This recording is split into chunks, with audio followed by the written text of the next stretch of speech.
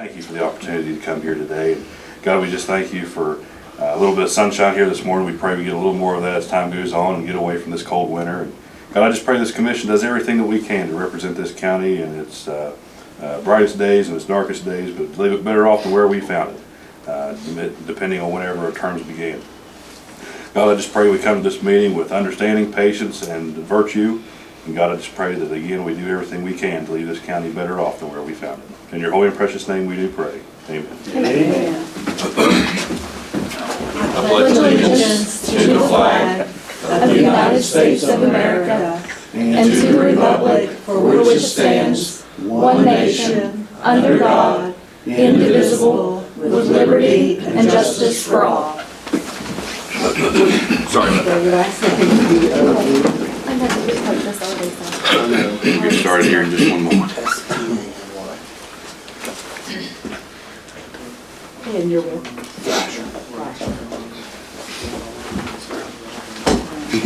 Gary Robinson. That's exactly right.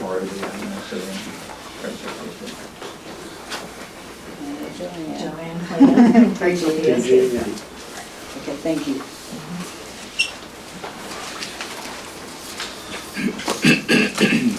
Recording in progress. All right, we'll call this regularly scheduled meeting of the Nicholas County Commission to order. Today is Wednesday, March 15th. It is 9:07 a.m. Thank you, yours truly. But if we do not have anyone here for the public comments, if any of you would like to begin with the motions. Upon review of the exonerations as presented by the Nicholas County Assessor, move to approve accordingly. That motion's on the floor. Is there any discussion? Hearing none, all those in favor signify by saying aye. Aye. All those against, the motion does carry.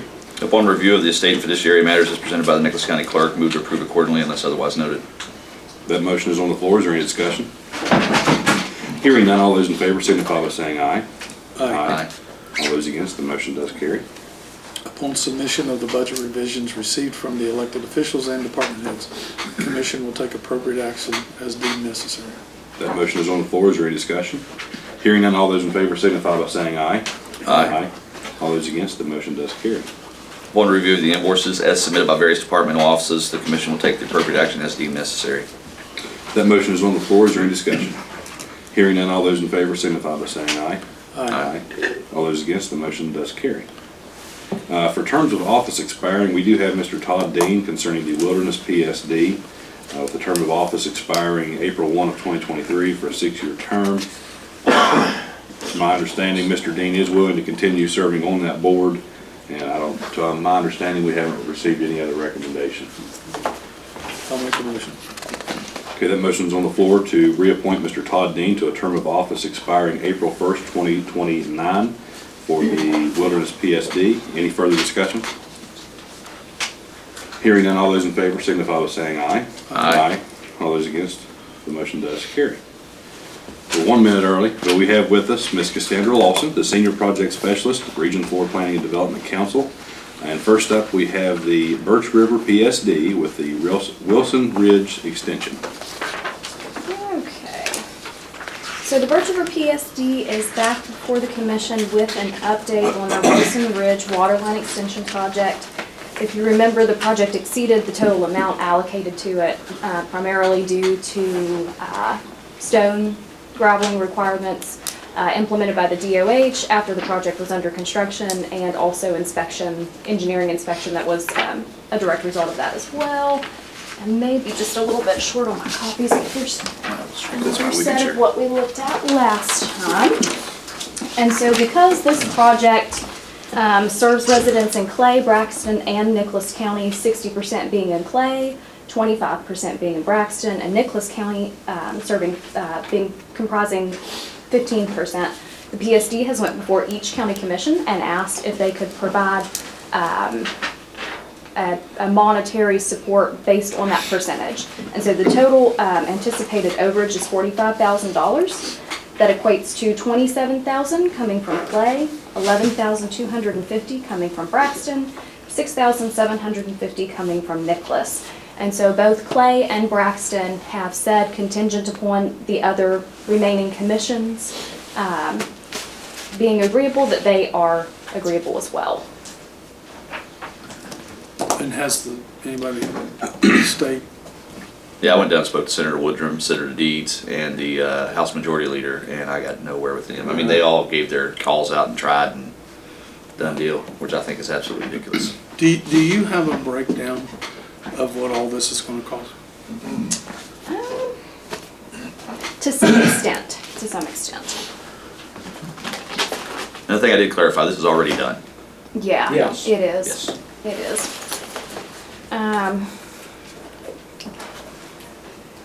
So I think we have the final adjusting change order from the contractor. And that should indicate all the final quantities. Let's see.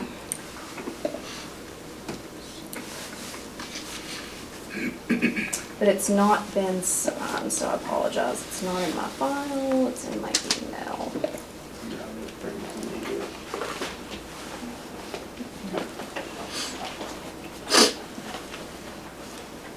I'm gonna connect to the internet to pull it up here. Do you need the Wi-Fi? I have a hotspot. Okay. Appreciate it though.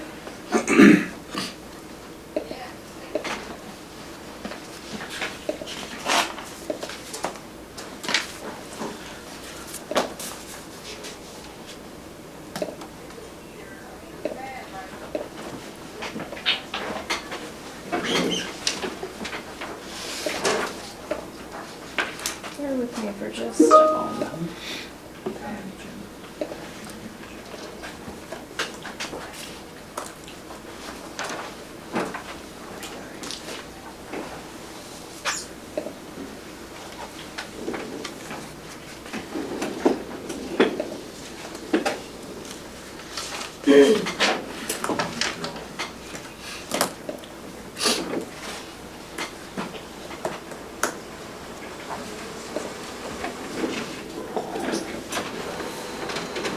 Well, I thought I had change order number 4, but maybe I don't. Maybe it's just been discussed.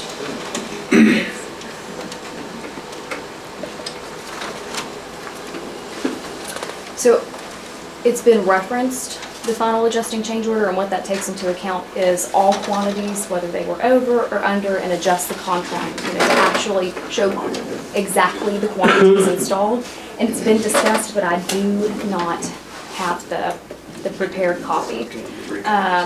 So what we might suggest is, if the commission is agreeable to considering this today, consider an amount of not to exceed $6,750, with the understanding that if the project, the final cost is less than that, then those percentages would just be, applied to the 3 individual commissions, and that is the only amount that would be requested.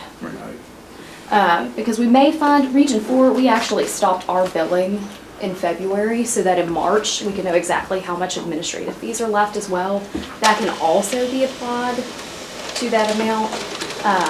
So we may find that there's a little bit less needed than anticipated, but I won't know for sure until we get that final change order. Just trying to be prepared so that when it comes, we're not having a great delay in getting the contractor paid their final payment. I don't really have a problem paying our fair share, but what is that fair share? Why is this run $45,000 over? Is this something the engineering firm messed up and didn't get into bidding? I want to see those things, because I didn't make the mistake, and I don't think I should pay for somebody else's mistake. So I want to look at what we're paying for. Yep, we can provide all of the supporting documentation, like the change orders and that sort of thing. So essentially what happened is the engineer anticipated only graveling the areas that previously had gravel. The thought was, if this is not disturbed during the course of this project, well then, it shouldn't have to be rehabilitated. But then, once under construction, the DOH said, no, you're going to have to gravel it all. And that's what, No, that the was the DOH sign primary. on that initial proposal where it didn't call for that? it was not indicated in the permit, is my understanding initially. Okay, Yeah. right, we'll agree on. In addition to that, that additional gravel required the engineering firm to be out on site, I think like 2 or 3 days longer. And so anytime a contractor is doing work for the PSD, an engineer inspector has to be out there and make sure that they're doing it correctly so that they can actually sign off on the work. And so that caused those engineering fees to also increase. But I really want to see the breakdown. Would you be agreeable to offering a conditional approval and a not-to-exceed amount? And then whenever that final adjusting change order comes to fruition, we could schedule to be on your meeting to actually present. We could, provide some information in the meantime, but come before you with to actually present the resolution, so long as all the information is acceptable. I would have to recommend an approval up to the, like Cassie said, the $6,750. And then if there's any savings, I mean, you're gonna have to do it, no matter what. And they have already gone to the other two counties who are putting up $30,000 and $12,000. So I can't, I understand Commissioner Chapman's concerns, and I am concerned too on who made that mistake, but it sounds like to me the DOH changed their own tune. And according to what Senator Deeds told me and the three told Commissioner Chapman, they're not gonna do anything about it, is my concern. And there were two other change orders for other items, but there would have been sufficient funding within the project to cover those. So I just want to be clear on that. There were some additional pressure reducing valves included, but the contingency would have covered that. It's this rock, this gravel that has caused it to fully exceed and, to utilize all the contingency above and beyond what's actually available in the project. Kathy, is this the first time the DOH has taken a position like this?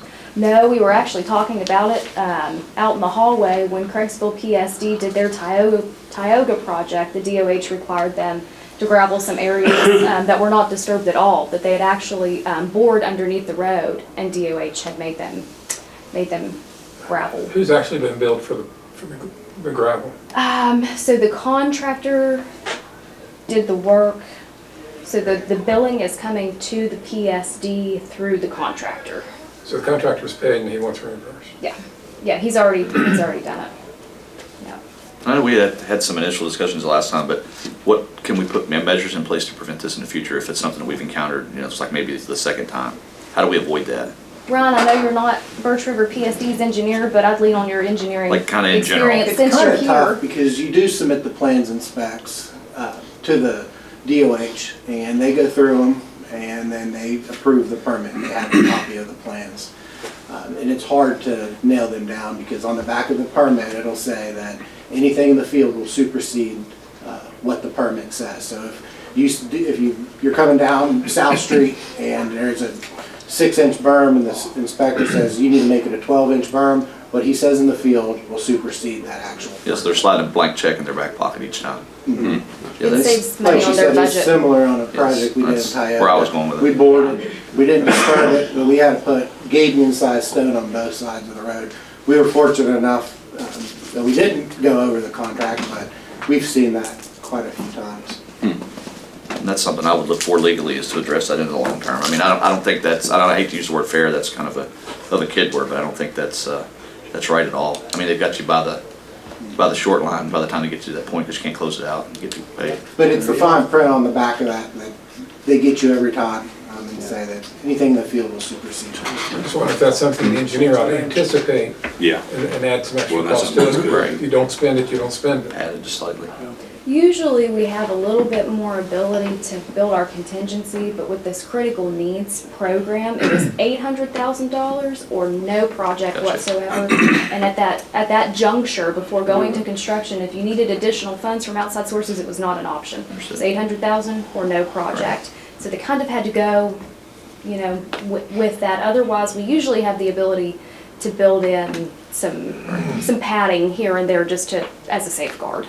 Now inspection went up from 82 and change to 97. Is that also part of the graveling and all that stuff? Yeah.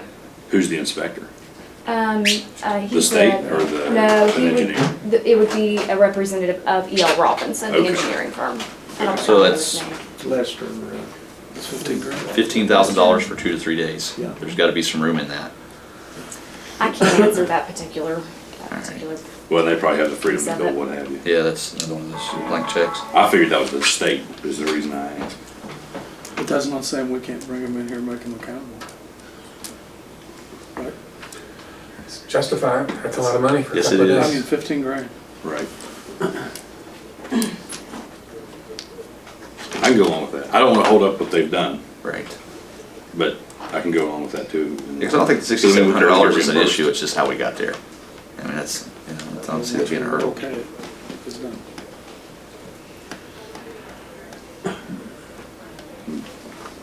Can you get me that information by the next meeting? Possibly. It depends on if the final adjusted change order is April complete. 4th. April 4th. I would anticipate probably. It's actually But- 3 weeks from today. I think that they have their progress meeting with the engineer, It's the 5th. so it may not be until after that.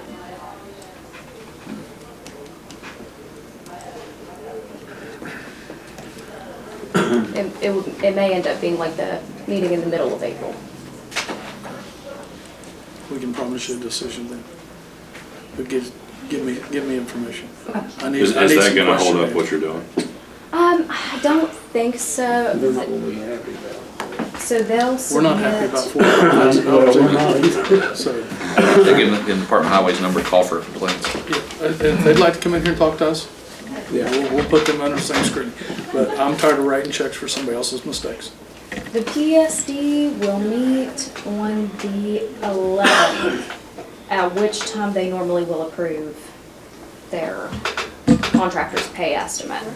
So they'll have to approve it contingent, and then we'll have to come back to the commission on the 19th, which puts them about a week out.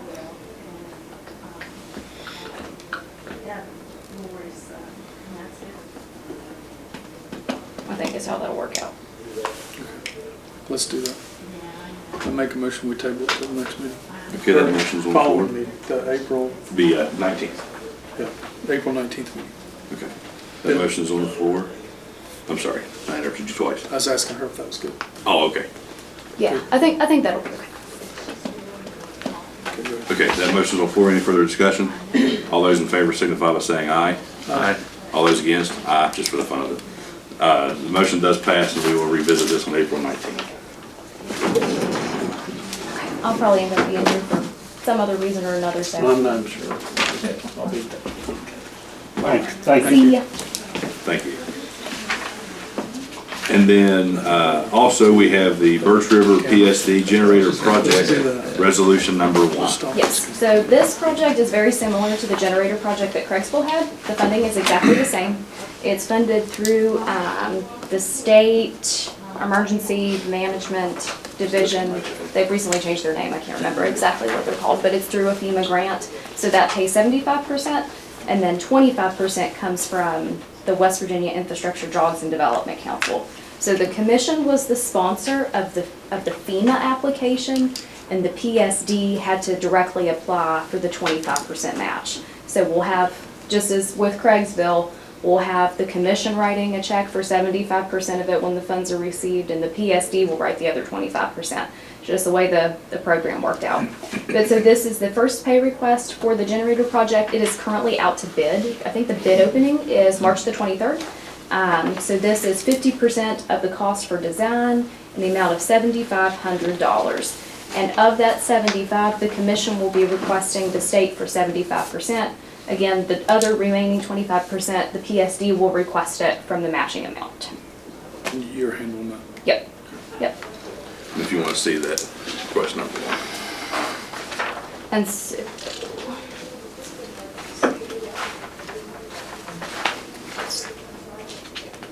Resolution number 1.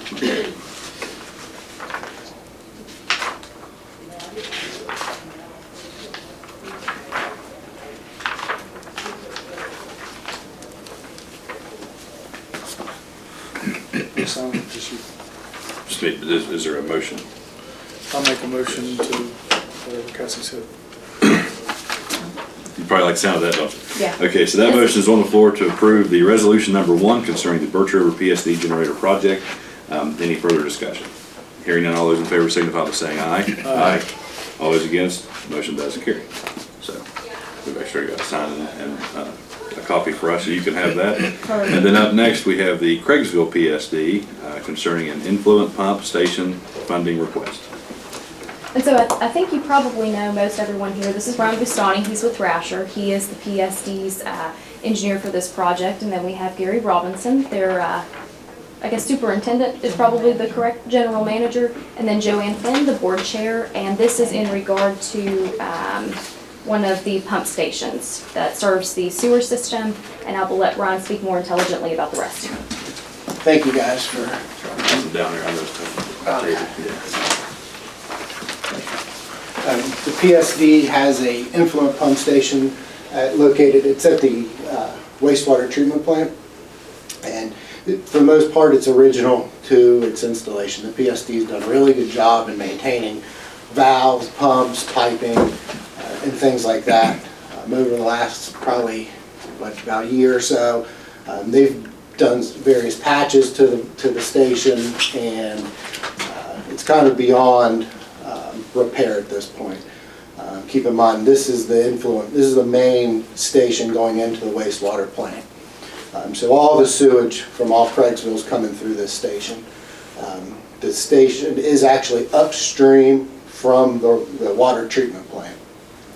So if it were to fail, we'd have a fairly big problem with shutting the water plant down and cleaning up a spill in Strouds Creek and the Gauley River. So we're applying for funds through the critical needs sub-account with the Infrastructure Council, and that would replace the pumps, the influent piping, the rails, the controls at that station. So we've talked to Jonathan Fowler at the PSC. They are interested in helping fund the project, but what we're looking for is community match, well, I wouldn't say match, but some community funding on the project. So what we'd like to request is some funding for you guys to help bolster our application through the critical needs account with the Infrastructure Council. Is there a dollar figure to that? We would like to ask for maybe 50% of the total project. So we're looking at right around $430,000 for the total project.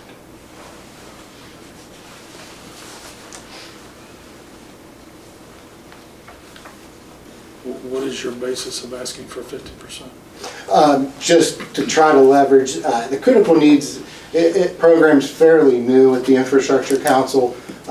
They've kind of developed that over the last couple of years to include water line extensions and things like that. That's really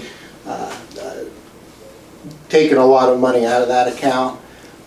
So in order to try to leverage this project and get it done as soon as we can, we're trying to ask, if we could get 50%. I mean, that's not a, whatever you guys would be willing to put towards the project obviously would help, and we would go back to the Public Service Commission and the Infrastructure Council with that number, include it in our application, and try to move this project forward. If we would do it through conventional funding, we'd have to develop a preliminary engineering report. We'd have to get with the accountants, do a Roll 42, and you're talking, just in that, you're talking probably 3 or 4 months, then going to the Public Service Commission on rates. If we didn't get a waiver for a certificate case, you're looking at right around 6 months. So this is over a year process. If we could go down this route, we would look at bidding this project out in probably 3-4 months. That's wishful thinking, but I think we could push it pretty quick with some help in funding the project. So the critical needs program just doesn't have as many hoops that you have to jump through as like the more traditional programs. And as Ron mentioned, the traditional programs require, it increases the project cost because you have to include a lot of additional soft costs. We could work with a contractor and say, hey, come look at this with our bidding documents, and we can award the contract. They give us a little bit of leniency to not have to go through certain bidding procedures and things like that. Now, that's not to say that they're not going to come out and say, hey, you need to bid this out. But in the past, I've done a critical needs project, and they said, hey, look, you can, we understand the need for the project. You can go ahead and work with the contractor with the quotes that you received. As Ron mentioned, there's not necessarily a matching requirement or a specific criteria, but they're seeing that pot of money dwindle. So having the ability to you know, to fund some portion of it locally makes it easier for them to put the funding towards it at their level. It just shows community support for the project. You have construction total of 330 and a total project of 430. Yeah, that was my question. Where'd 100,000 come from? So we've got engineering, design fees. I mean, I think our portion is about right around $50,000 on the project. We've got accounting, we've got attorney fees, we've got permit fees, we've got project administration. So all in all, that totals right around about $100,000. And probably So- contingency. And then, yeah. No, and then- contingency's already built in. then we have project contingency on top of the construction. And keep in mind, we put our costs a little bit elevated, not necessarily soft costs, but construction costs, because we cannot, if we go through critical needs and we bid it out and it's $431,000, it's over the amount. And it causes a little bit of a roadblock. Now, I can't say if we bid it out and there's $100,000 left on the table, we would ask to say, hey, look, can we get 50-50 back of what was over the overrun? But I have to make sure that we have enough money to do the project. And one other thing I would note, so this is going to the Infrastructure Council. They will do a technical review of this project, and for any project that flows through them, they really serve as a clearinghouse in general for water and sewer infrastructure projects. They look at engineering fees to make sure they are acceptable to the project, and they have like a scale that they use.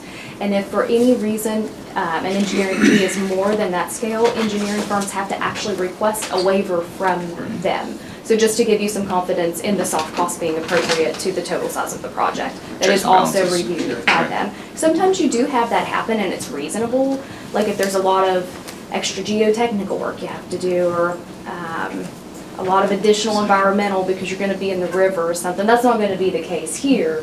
Just, you know, sometimes it does happen, but they pay very close attention to that. Yeah, our fees are based off the ASCE curve that's issued by the American Society of Civil Engineers, and that's an approved amount. So you can charge kind of, I mean, it's based off construction cost at a certain percentage, but our fees on this are well below the design curve and total fee curve. I guess it's what threw me off is that wasn't in here at all, so we're just trying to. Well, I didn't print out the whole thing. I wanted to give you kind of a one sheet. But no, we have, there's multiple, I mean, the project team fees in that is in the cost, so. And in layman's terms, you said that there's less hoops and less hurdles on this approach, right? Yes. Yeah. And that's why you're Yes, leaning towards this. The funding. Before we submitted the application, we usually give the Public Service Commission a call. Because on the Infrastructure Council Board, you have Jonathan Fowler, who's with the PSC. You have representatives from the DEP, the Health Department, and various other funding agencies. So if we have a sewer, we'll get a hold of the DEP folks and the PSC get people and just say, hey, look, this is what we're going to submit. Jonathan Fowler was on board with the project. He actually offered, he said, look, before you submit it, send it to me, I'll help you guys out and try to help build the case. But community support is pretty important on these critical needs where they're trying to steer back in the lane of keeping everything, okay, this is a critical project that really cannot wait to go through the full gamut of the project start to finish. You want to start? Huh? You want to start? Or you want me to? That's fine. Well, here's the one problem. We don't have $215,000. Okay, we'll say that up front. Our ARP funds are either committed already or exhausted. So, you know, we might be able to put some money into this. Now, asking you, Joanne, do you guys not put money back for maintenance? That We you do. should have a fund. But our system is just, well, as a matter of fact, we have a project going with the sewer now, but this pump station wasn't included in that because at the time we started the project was like 5 years ago. COVID and all this, the pump was fine then, so you know, it's going downhill now. So we need to get this fixed. So that's why we wanted to go the critical needs route to try to get the other project finished, maybe this spring, because we're still doing that. But this is something new that's come up that we've got to address. But my But we- question we is, have a how much do you have in your fund? What, 16,000? Sewer's got 30, water's got 16, and your 234 Senate bill's got probably 110. You can't 110,000. pull that out of it. We can't touch it, we can't bother it, but if we don't get the critical needs, we're gonna take it out of there anyway, I reckon. We're gonna have to do something, because it's gonna be very serious if we don't get it done. The pumps every day is, Jackie Bales is their sewer operator, and he's just scared to death it's gonna, any day, it's just, and we don't have anything. We're gonna be hurting if we don't get this repaired, get a new pump in there. Have you tried any other funding sources? This is the quickest way to Yeah. get to construction. There are other funding we could go through the DEP, but we have to go through a preliminary engineering report, a facilities plan, go through the Public Service Commission, go through their review, and you're looking, just to get it to construction, you're looking at a year and a half. And we don't And have a that's year and a half. That's a quick project. I mean, it's crazy how long it takes utility projects in the state to get funded We and know get all about that. permitted. Absolutely right. But no, I mean, you know, I know our ask is significant, but, you know, it's kind of where we're at and trying to get everything up to speed. I know Jackie Bales, the chief operator, has done what he can to piecemeal the station together. There's been a couple spills and we've had to call into the DEP and work with them, and this is, I mean, it needs replaced. I mean, we're just burning money at this point by doing Band-Aid fixes on the station. That one that we have in there is running, what, 24 Yeah, hours a day? that's a good point. The pumps there's 2 pumps in there right now, and the 2 that are working, they run continuously. They're running 24 hours a day to maintain operation. Which is shooting their electrical costs through the roof. And on the Senate Bill Senate Bill accounts that they have, it's real difficult. They want you to put money into account, but to take it out, they kind of slap your hand. And with the cost of materials and construction through COVID, some months they haven't even been able to put money into that account just because some of their power bills, some of their treatment, and some of their replacement costs have not allowed them to put money into some of those accounts. And it has to be, don't they have to be funded at certain percentages, or it would cause their rates to increase to like continue to build them, something like that? And the PSC cuts their rates so often. You go into a rate case, you ask for, you know, I think it was Tioga, we did the project, we asked for like $3 and they gave us 25 cents. Yeah. So, it's, The Critical Needs Fund, that's a state fund? It is through the West Virginia Infrastructure Jobs and Development Council, and the majority of their funding actually comes from the lottery. Have you seen it used before? So Birch River PSD's Wilson Ridge was actually a critical needs project.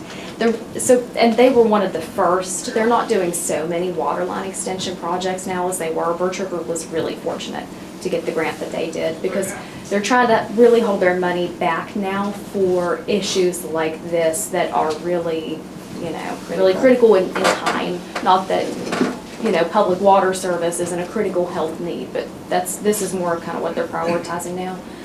City of Summersville received a critical need grant to do, I can't remember what the exact improvement was. It was a Thrasher project. It was down here like in the parking lot of the Dairy Queen. There was a major leak or something like that. There's like 3,000 gallons. Trying to think, I've done several of these. Town So of Marlinton. what kind of dollar figures did they fund? I mean, was it more than 50%? Was it 80%? Was it? I mean, what they'll do is when we submit the application, they'll do an accounting review. So we have to submit certain accounting documents, kind of showing what the bank account balances are. And then they'll come back and say, well, we feel that with your, if we were to get a commitment from you guys, and then they would look at their bank account and say, okay, well, we think you can put in 5,000 or 10,000, whatever that dollar amount may be, and then they'll say, we'll fund the rest. But they typically, well, you know, whatever you guys don't fund, we will obviously will ask for the difference to fund the project. But you cannot match funds. Like I cannot go, it's either all or none. If I don't get it, we get a commitment from you guys, I can't turn around and go to the DEP and get money. I have to, I'm limited just to the critical needs funding on the project. They don't want to mix and match funds and try to use this as an avenue to fund projects. It's specifically for imminent needs. But one of the things we're setting ourselves up with, if we take this path, is we can make this commitment, and then if there is a cost overrun, we're gonna have to cover that. No, well, What we actually, just ran into, that's I what we don't- just discussed. I don't know, I think if you have a bid over, I mean, this I mean, is. literally, the 45 is the same. well, so that is really interesting, because that project, it was $800,000. And if it had been over $800,000, they wouldn't have even funded it. They wouldn't have allowed it to That's what I'm saying, if there's an, proceed. if It there's an would've just anticipated cost. See, theirs You was. dig in and there's a $40,000 something or another that we didn't discover on the initial aspect and has to be done later, then we're gonna have, the county's gonna have to cover that, or somebody's gonna have to cover that outside of that fund. Are they eligible for IJDC overrun assistance on critical needs? I'm just not Yes, 100%. or, I don't think, the way I understand it is if you do a critical needs project and we bid it and it goes over, you're done. And you cannot go back for more money. Once you get told no, you can't go back. And that's But kind is of it- what I'm But getting if at. you go into, where theirs was, well, one, we don't have we're out of their DOH right away. And I'm fairly confident in this estimate that we're not gonna get hit with anything unknown other than the whole station collapsing, which I cannot imagine that would happen. And that would be totally unforeseen. For the most part, this is just pumps, rails, valves, interior piping, and then the controls for the pumps. But no, theirs was kind of Unique, that's what. unique, absolutely. But conceptually, it's not I can't- impossible for that to happen again. No, you're correct. I Right. can't say that You know, something totally Laid out. large crack in concrete or something where something has to be replaced because it was damaged pulling something. I mean, you know what I'm saying? The incidentals. Well, if they did that during construction, I'd hold the contractor liable for that, and they would have to, if they're gonna cause damage in pulling pumps or replacing the piping, that'd be on them. But, you know, can I say that? Absolutely not. I can't say that there's not something that's, have I physically been in the station and seen the bottom? I have not. Right. But, you know, this is pretty much an overhaul. Once they're gonna be done, that whole thing will be stripped out.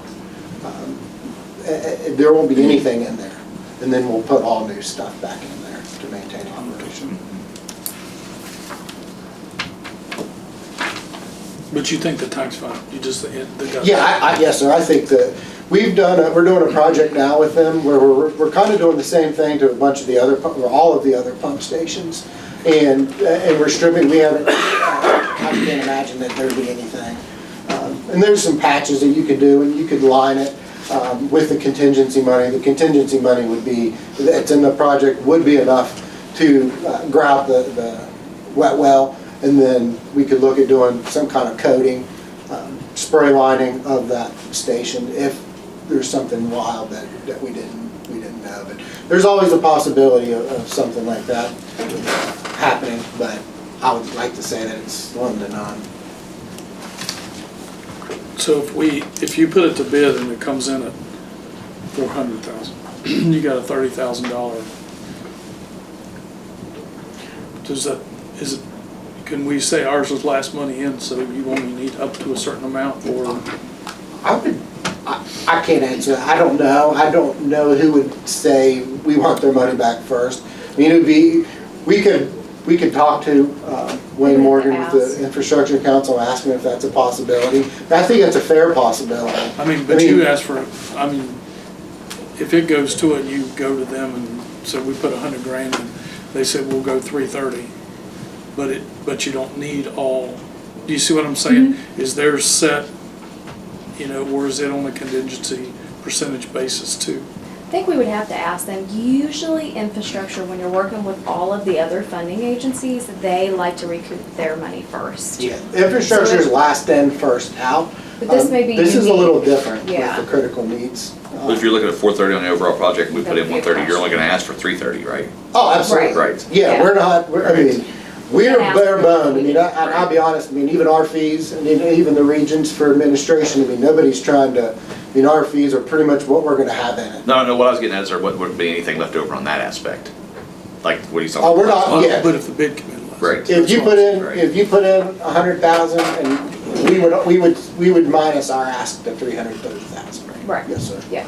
Whatever we submit to the infrastructure council, the total funding package has to equal whatever the project costs. They will never let us ask for more or less than is needed to actually complete the project. Do the contractors know what the amount that's been awarded? No, we will not say, you have $430,000, we'll go out there with them, we'll give them the pumps that we want, we'll give them the type of valves that we want, the piping that we want, and then they'll come out and say, okay, we can do it for X amount, and we're gonna work with different contractors, it's not just one.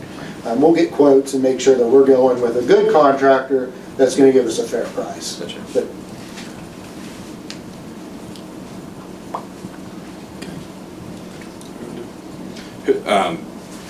And you put together this yes, sir, I did. cost estimate? When do you need an answer by? As soon as possible. I know you want 10 minutes ago, but I mean, yeah, I mean, what's, As soon as possible. is there a deadline with the Well, the critical needs? infrastructure is going to meet on the 25th of this month, I believe, and then, so the 25th or 28th, and then they have a follow-up meeting on, I believe, April 5th. So they have a funding and technical review meeting on the 25th or 28th, I apologize, 28th, and then they have the full council on the 5th. So I think it has to go, I think we could get it, well, they're gonna probably be April. It would probably be. It would probably be April by the time they review the application. But like I said, I've talked to Jonathan Fowler at the PSC, and he is supporting the project, so with getting his buy-in on it is pretty much help, I think will carry a lot of water on getting the rest of the money. And just one additional comment with that, as we mentioned, so this program doesn't necessarily in its eligibility criteria call out a match. And some of the other projects that we mentioned were 100% funded, but the reason for coming and asking is because Jonathan Fowler said, Yeah, he specifically if you can said, get hey, some if you can community support, then it's more likely that this one will move forward. So that's the whole reasoning Shows the behind importance. this. Because otherwise, if they said, well, it's no problem, then we would, we just wouldn't work. Oh, yeah, if he would've said, yeah, we would've, this application would've been in, but, with the lead time of materials, we were working on a sewer project, and we're stuck with waiting on some electrical components, and we signed a notice to proceed February 26th of '21, and they've done the line work, but we have not gotten all the materials to do the pump stations, so, we All just. the materials comes from China. So a lot of, once we get it approved, then we have to get the contractor on board, and then we have to get the materials ordered. So we're still, you're still months away from actually doing the construction of it. So we're trying to get it, we have movement with critical needs program on this, so I want to try to strike while the iron's hot with them, saying, okay, we'll help you guys out, so. But I guess to sum it up quickly, if those pumps fail, that's gonna take raw sewage into your water. Into Strouds Creek and the Gauley River, and that is upstream. It's about 1,000 feet upstream from the raw water intake. So if that's spilling, we have to shut down the intake. We have to call in spills. We have to get temporary pumps come in, and it's pretty significant just because that's the main. That's the main station of everything in Cranksville coming in. And the district, they have about 2 days of storage in their water tanks that they are mandated to keep. So you're looking, time is of the essence at that point. But it's really not feasible. We've looked at renting Godwin pumps, but by the time, we can't just keep them on standby, because if Birch River comes in and says, I need pumps, they're gonna send those pumps to Birch River. So it's just a problem we don't want to deal with. A couple quick questions just for my understanding. You're saying that there's two pumps that are both run 24 hours a day. This will eliminate that or reduce that? It'll help with your costs? Well, what it is so those submersible pumps, when there's a faceplate and then there's the outlet piping coming out. When those pumps come down, and it's all by gravity, they come down and they snap in place. So now they're not sitting flush. So what's going on is the water's spraying out on the sides of the pump. It's not going straight through the pump station. So we're starting to recycle a lot of that sewage. And it's based off floats. So when they get heavy rain, or you get later in the day when everybody's home showering and things like that, you get a higher flow. So that pump station's staying full. So where it's not, typically you pump it, you let it fill up, pump it down, fill up, pump it down. We cannot keep it pumped down. So it's just continuously pumping. The pumps are continually running. And the fear is the pump will fail because of overutilization. Right. I guess that's kind of what I was getting at. That's exactly right. Understood. And then in the long term, that'll help cut costs down, it'll reduce absolutely. workload on the pump. And then are there opportunities to maybe, like you talked about having a standby pump, are there opportunities while we're moving forward with this to put in a valve where you could hook up an external pump and bring that So in? Or what we maybe we would- can move forward with a project what- like that in the long run? Yeah, absolutely. What we would do, and it's part of the built in the cost, is an emergency interconnection. So we would come in on that force main, so we'd be able to drop a hose in that, make a connection into it. So it's basically like a little cam walk kind of fitting. You'd basically be able to hook a pump into it in the future, and it's just, we're doing that in all their stations. Okay, and that would be part of this? Yes, Okay. yes, sir. And it's just a quickness kind of thing. Right. You literally, you get your pump set up, you drop your suction line in, the discharge of the pump would be connected, and it's a no-brainer to do, and you're talking very minimal cost to include that in the piping. One other thing I thought that might just be beneficial, is just kind of a side note, you'd asked about like the capital reserve and maintenance account and stuff like that. The infrastructure, on their application for this funding, they actually require that whoever is making the request list how much they have in those accounts. And if those accounts aren't funded sufficiently, they usually ding them on that. So just one other kind of protocol that they have in place that ties into exactly, what you were asking. Just extra information, just seems to make sense to share that. So if those accounts drop too far down, that's actually a hit, you're saying, kind of? Yeah, it I kind of only is. understand because- it enough to be dangerous. Yeah, you have to put in 1% of your operating and maintenance revenue, then it's like 4% of your R&R. There's several accounts that you have to fund, and they're nonprofits. So the second you start making money, and you save it, and you're like, okay, we're feeling good, we're paying all of our bills, payroll's met, then you get an audit at the end of the year, and the Public Service Commission says, well, you're making too much money, you need to reduce your rates. Because they want you to have $1 basically in the account at the end of the year. They don't want them, it's not a money-making operation. That's right. Okay, we have a special meeting on Wednesday, or Friday. So I recommend we table this until Friday. Can you be here Friday? Maybe. 2 p.m. And then we'll make a decision on Friday. Our staff may be visiting Thrasher's Bridgeport office, but I'm not 100% sure. We're supposed to have like a meeting, like a project powwow, but I'm waiting on confirmation for that. If I can't be here in person, could I Zoom in? Yeah. Otherwise, I can certainly be here. I can be here. Okay, let's table it to then. Do you have their fish contact? Do you have a card or something you can take with us? I do not. Okay. So that motion's on the floor to table until the special meeting on Friday at 2 p.m. Any further discussion? Hearing none, all those in favor signify by saying aye. Aye. All those against, the motion does carry. Thank you, guys. This Friday. Thank you for that additional Yes. information and understanding. That's right. Yeah, we'll make it quick as we can. Yeah, we'll put that first. And that way they don't have to wait on the budget. In the meantime, can we reach out to Wayne and ask him about the Yeah, absolutely. commissions? By Wednesday, I'll have an answer for you on if we can build it for $400,000 or $300,000, if we could give you guys money back, absolutely.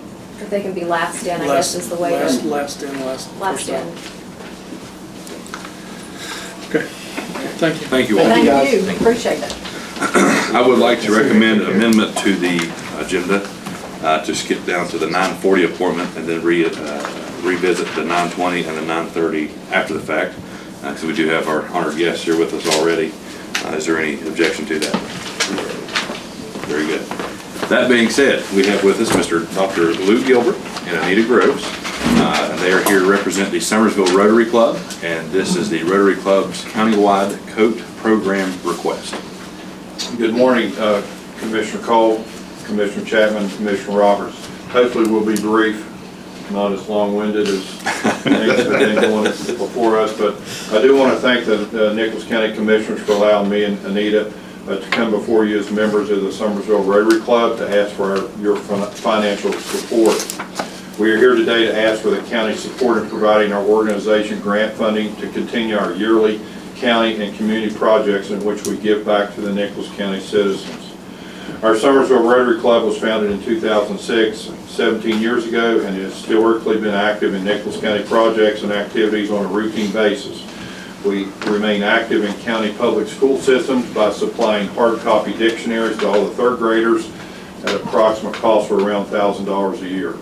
And more importantly, we have continued to support a county-wide winter coat project to supply all needy children in all county grade schools and supply a winter coat. That project now is costing us nearly $7,000 due to inflation.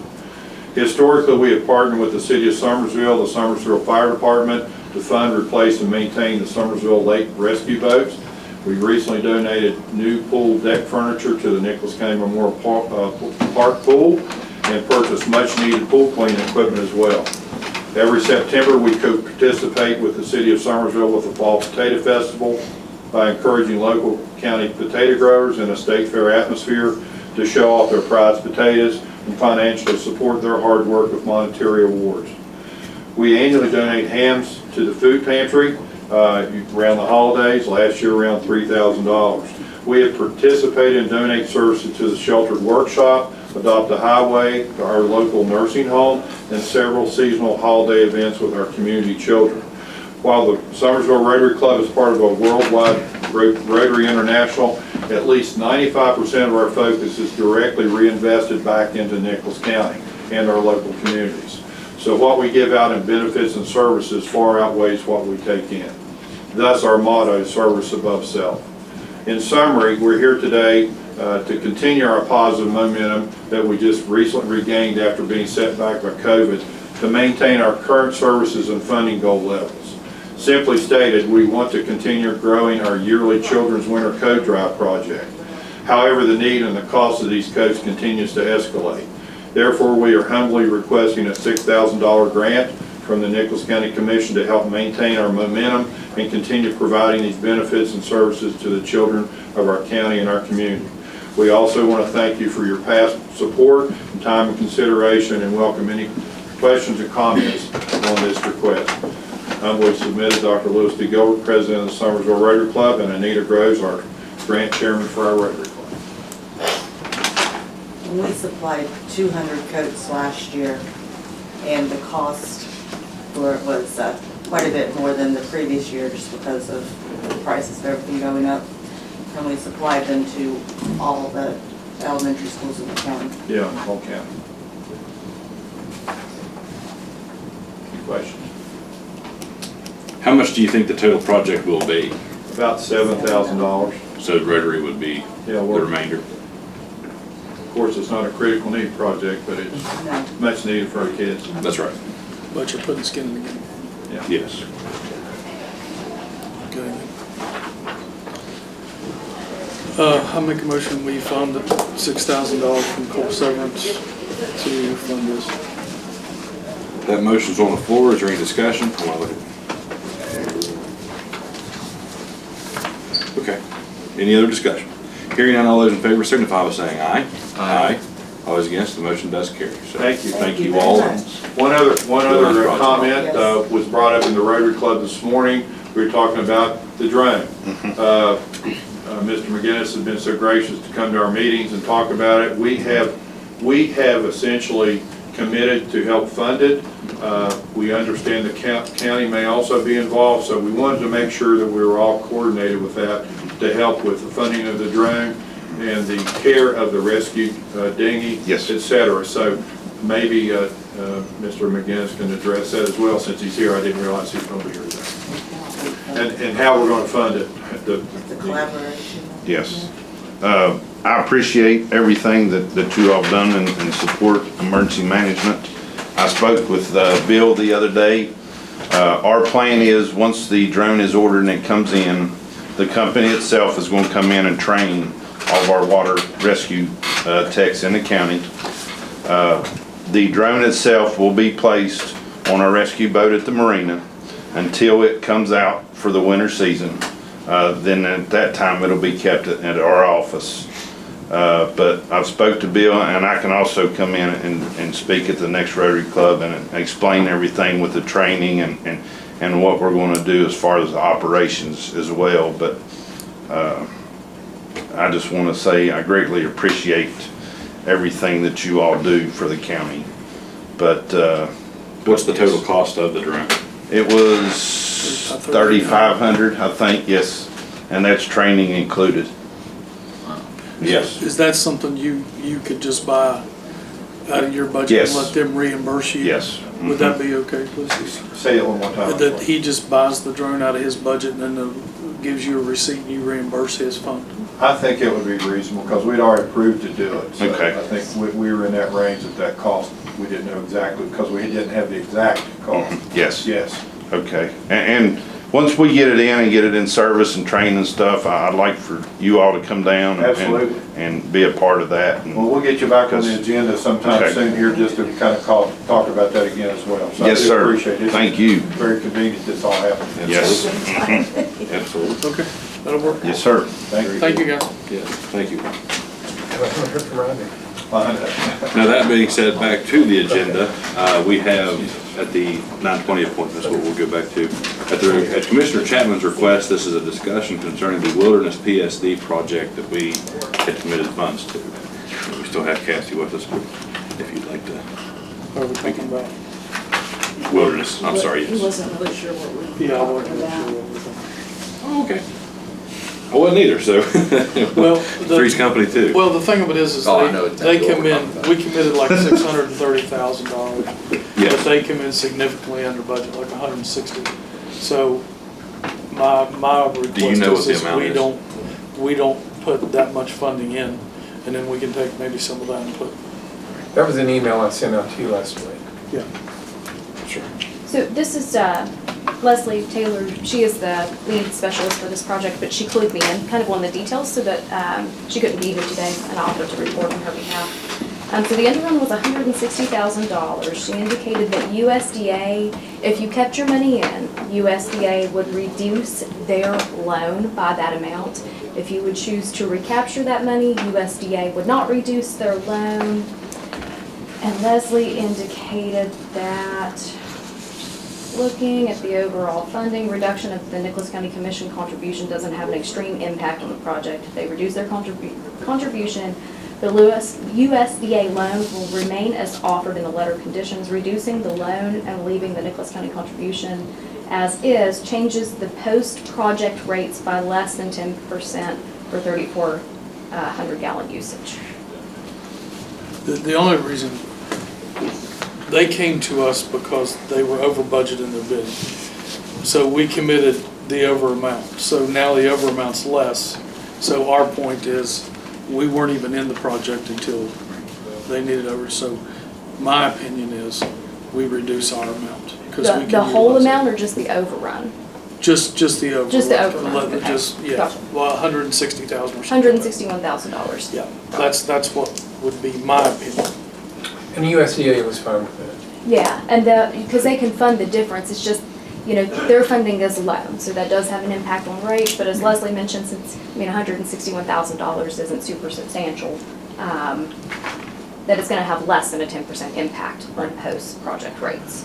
The only catch to that is we have to check the PSC order to see if funding changes their approval. We'd have to go back to do that, but I'm in the process of doing that now. What do you believe the timeline will be on that? If we have to go back to the PSC, who knows? But Right. I'm hoping that the order is broad enough that it doesn't. And clearly, it just seems like if everybody would wait on these projects, they would substantially start being less instead of bidding through the COVID, am I right? Say that again, didn't follow. Well, like this one was $160,000 less than the last time they bid. So if a lot of these projects weren't huge emergencies like theirs, and everybody stopped bidding, these prices would come back in line.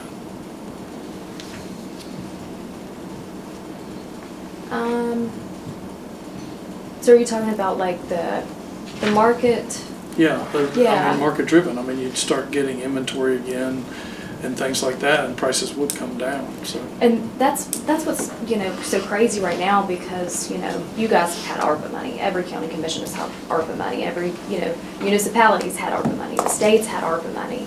And then, that just, it has made the bidding market very different at this time. Yep, It just needs Yes. a correction. yes, yep. Okay. We don't need a vote or anything, do we? Or do we need a vote? If we all agree to do the 161, Can't hurt anything, right? You probably will need a vote to contingent on- reduce your commitment. Right. You all did vote to approve the commitment of I think, 600,000. Yeah. But I would make that contingent upon no impact of the Public Service Commission. And if there is, we'll have to come back. It was $634,508. If they opt to reduce their contribution with the reduction of the 161, your contribution would now stand at $473,508. $473,508.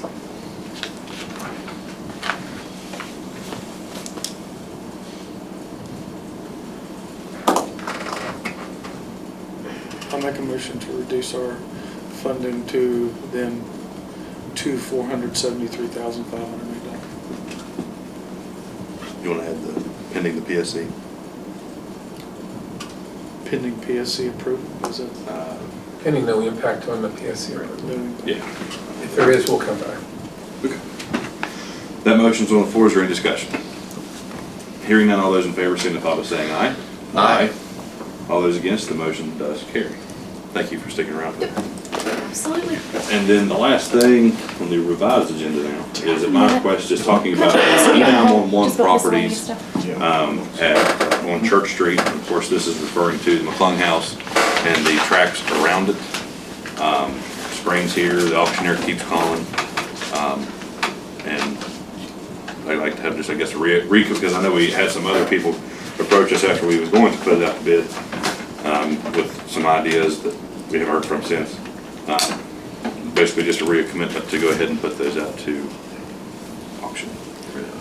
My only concern about selling them now is what are we gonna do if we end up having a second judge and we're gonna need a second courtroom, and, are we gonna need that land for something else? Bill, that's on the governor's desk for signature. Right. So I mean, it's gonna I'm just happen. saying, we may not need it. If we did, we need the land in the back of the parking. But that's my only concern. We have to start Right. Well, thinking no, about well, I second understand. courthouse and what to So do. do we have to provide a second courtroom, or does it even state that? Doesn't say that. I didn't think so. I think it was just how many judges we got in the circuit. Yeah, you're required to provide facilities for the court, and they provide the personnel, but the bill is silent as to what it requires you to do. I mean, there may be a way to You're right, share that is this. a liability. Yeah. Well, and talking with Vince, they understand they're gonna have to fund it. If whatever we Oh have my to gosh. do, but what do we have to do? I Right. mean, we need to take a good hard look at that right now. So if we have to have a second courtroom, or at least we have to have offices, I mean, At least you're gonna have to have offices. yeah. Yeah. And that's minimal kind of, because, we're getting ready to move 911 Right. out of the basement. There's gonna be some room. Now, what if we just did the house and not the lots? Basically, I guess my question is, I don't think the house is worth retrofitting for something like that. Oh, it's not. It's not. Right, I'm not okay, then I even want to see what talking you thought about that. So, yeah, I mean, Um, if we kept the lots and just not the house. I mean, it's a sound house, I don't think it needs to be deconstructed necessarily, but I don't know that it fits what we need. Well, let's just take a look at what we might have to do Okay. with a new courtroom or whatever. And then we put it all up to auction. If it don't meet the price we wanted to, then we don't Oh, yeah, I sell it. think we have to do a reserve too. I agree with that. So let's put this back on for the next meeting, and then we should have answers by then. Okay. You good with that? don't know if we'll have my next meeting or not, but yeah, I mean, I'm fine with that. I just hope that we can start getting this lined out, because that is, you're right, that is a I had a thought good before concern. we to could have. put a new Commissioner Neal always said knock a hole in the top of DRC and put a little bridge over from the parking lot. well, they kind of need to be together. Well, that's true. We do have that wasted space down there, though. Yeah, About 5,000 square feet. yeah, yeah. Okay, let's move that one to the next. Okay. meeting. I'll make a motion, we table that. Okay, that motion's on the floor, any discussion? Hearing none, all those in favor signify by saying aye. Aye. All those against? Use four? I was like, Okay, motion passes. That being said, we're down to commissioners' comments. I actually have none today for the sake of Ray. Is there anything else that anyone would like to discuss? I'm proud of you for not having a comment. Thank you. hey, now I tried, You probably need an executive session Okay, to discuss legal matters. okay. Let's see here. Yes. Do we have a motion to convene an executive session pursuant to West Virginia Code 6-98-4 concerning legal matters of the commission? Motion's on the floor, is there any discussion? Commissioner Chapman. Hearing none, all those in favor signify by saying aye. Aye. All those against? The motion does carry. It is 10:12 a.m. Okay, that being said, do we have a motion to exit executive session pursuant to West Virginia Code 6-98-4? Would like to request with that motion that it be placed on the record that no decisions were made during that time, and it is now 10:39 a.m. Motion. Motion's on the floor, is there any discussion? Hearing none, all those in favor signify by saying aye. Aye. All those against, the motion does carry. That being said, is there any other discussion, or is there a motion to adjourn this regularly scheduled meeting of the Nicholas County Commission, Wednesday, March 15th, 2023 at 10:40 p.m.? Motion. Motion's on the floor. All those in favor signify by saying aye. aye. Aye. All those against, the motion does carry, and we do stand adjourned.